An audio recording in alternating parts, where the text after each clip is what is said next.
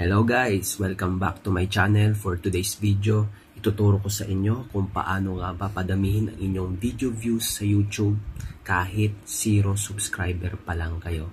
Pero bago lahat ng yan, intro muna tayo.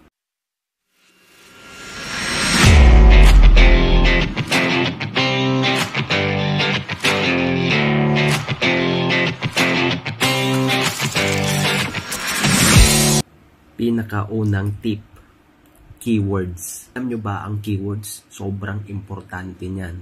Lalong-lalo na kung ikaw ay nagsisimula pa lang sa YouTube. Ganito kasi yan. Diba, bago ka pa lang sa YouTube, syempre, expect mo na walang manonood sa'yo dahil wala namang nakakakilala sa'yo, diba? Unless ikaw ay isang celebrity na, kilalang tao, sikat na tao, for sure, kapag gumawa ka ng YouTube channel, pag nag-upload ka dyan, madami na kagad mag-view or manonood ng videos mo. Gets mo ba?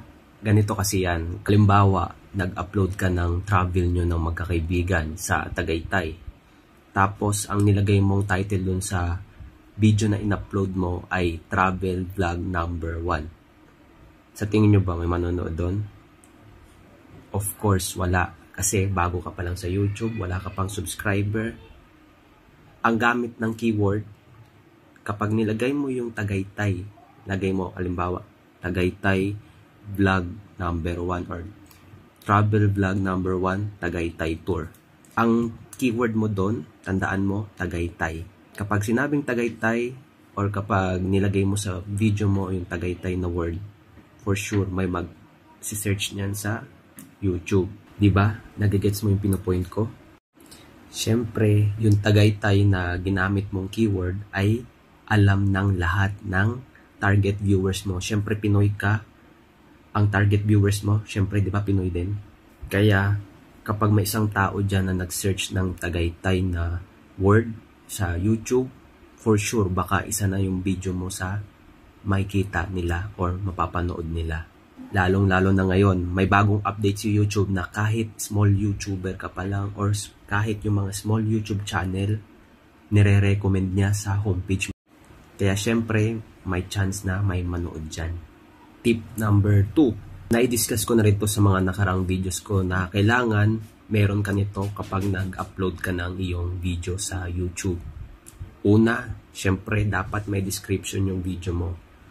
Sa loob ng description, dapat meron ding hashtags. Importante yan dahil matutulungan ka ni YouTube na maging visible ang iyong video sa public or sa mga possible viewers mo.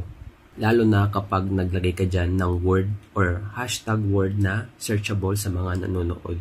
Isipin mo na lang, Tagalog tayo, Pinoy tayo. Naintindihan pa tayo ng YouTube? Diba si YouTube, English language yan?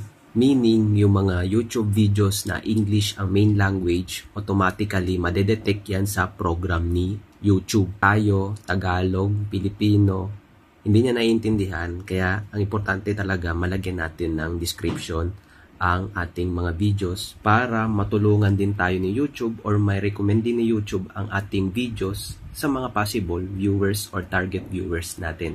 Ikatlong tip, syempre dapat may video tags ka rin. Parang hashtags din tong video tags. Ito ang magde-describe sa kung anong content meron ang video mo. Ayun lamang po ang tatlo sa mga tip na pwedeng makatulong na mapalago ang iyong video views sa YouTube. Sana po nakatulong ang aking video sa inyong YouTube journey. Malay mo, balang araw, isa ka na sa magiging big time YouTuber. Kaya kung nagustuhan mo tong video na to, paki-like lang ang ating video and please consider subscribe and hit the bell notification button para maging updated po kayo sa lahat ng mga videos na i-upload ko. Kaya ayun lamang po. Maraming salamat po sa suporta sa ating channel at sa panonood. See you on my next videos. God bless po.